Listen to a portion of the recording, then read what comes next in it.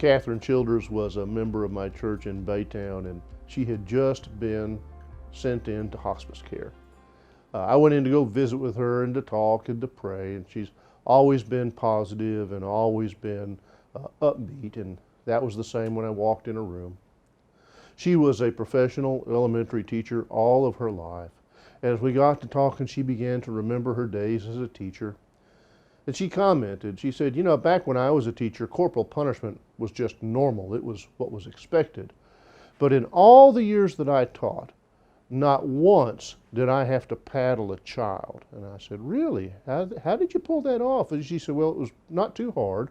Whenever a boy acted up in my class, and she said, it was always the boys, she said, I would just say to him, Johnny, you know you shouldn't act that way. And then she would hand them her paddle and say, go into the storage closet and paddle yourself until you know you can behave better.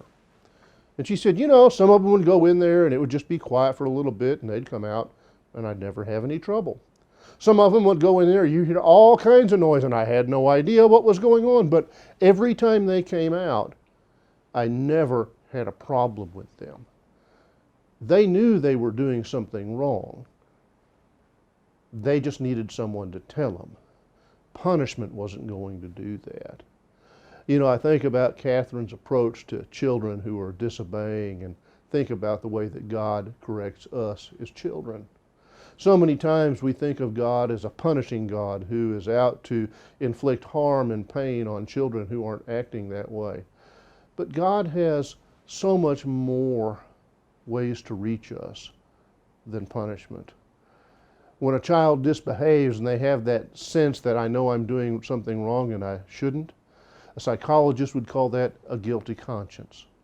We would call that conviction of the Holy Spirit. God saying, don't do that.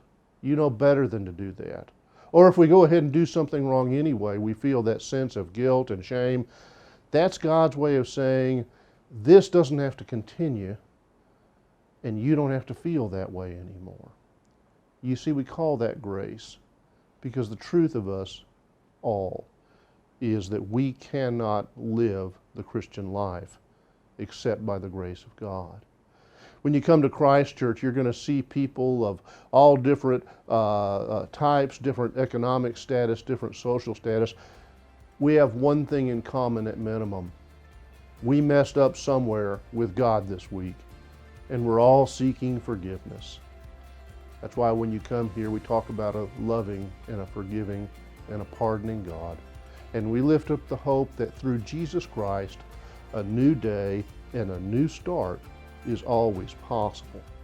We call that living our faith unfiltered here at Christ Church. If you know someone who really doesn't understand how forgiving God is, or someone who just really is feeling bad about the way their life is, I invite you to invite them to Christ Church, because here you truly will find faith unfiltered.